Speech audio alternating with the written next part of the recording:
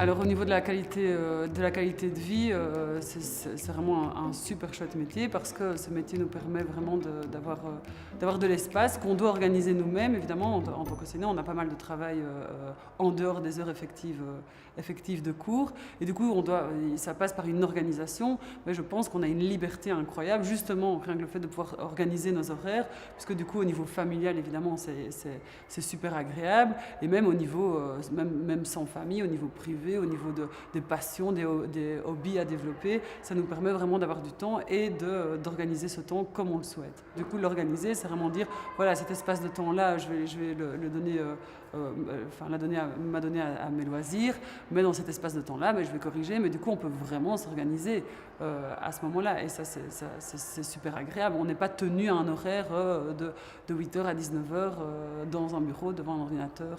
On peut arranger notre horaire. Oui, 2 mois de congé, ce n'est pas que du congé, évidemment, mais allez, moi je dirais que personnellement, dans les 2 mois de congé, je dois passer 2 semaines à préparer les cours pour l'année qui vient.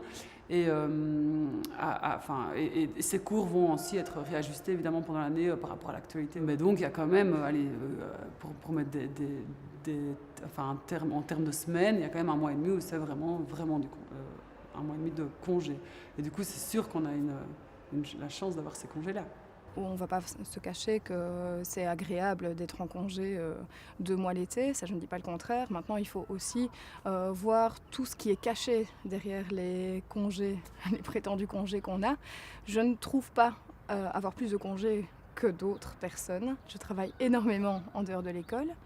Donc toutes les corrections, les conseils de classe, les réunions de parents, le fait de justement construire des leçons avec d'autres personnes fait que malheureusement je n'ai pas autant de temps que je voudrais, mais je suis maman de 2 enfants et donc ça me permet de pouvoir aller les conduire à l'école le matin, d'aller les rechercher à des heures raisonnables et de pouvoir profiter tout simplement de ma vie de maman avant de pouvoir continuer quand ils sont couchés avec ma vie d'enseignante, quoi. Donc les congés qu'on a dans l'enseignement, il y a quand même une grosse partie du temps qui est consacré à la préparation des cours, où il faut renouveler, les programmes changent, donc il faut s'adapter, il faut revoir les cours, il faut aussi participer à des formations justement pour pouvoir renouveler les matières et apporter de la nouveauté, parce que sinon les élèves à un moment donné se lassent aussi un petit peu des séquences et il faut aussi les adapter. Donc ce qui a marché il y a 10 ans ne fonctionnera plus maintenant, donc il faut pouvoir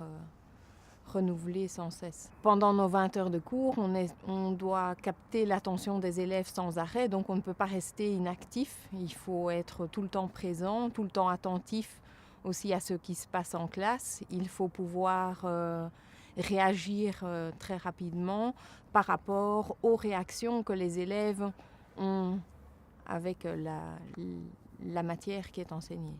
Moi, je dirais qu'une heure de cours, ça représente plus ou moins 1 heure de préparation à domicile.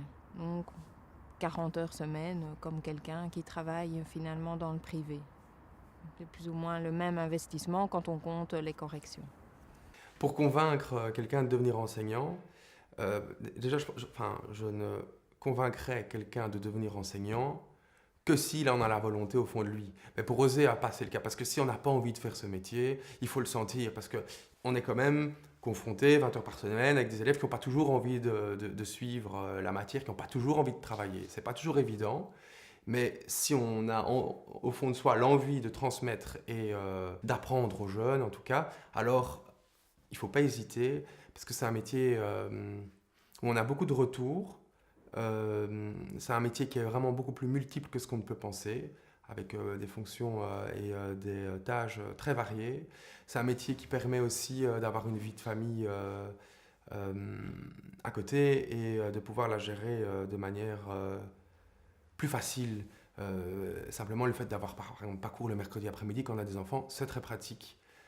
Après, il faudra retravailler le soir, mais on ne doit pas se casser la tête de savoir qui doit aller les chercher.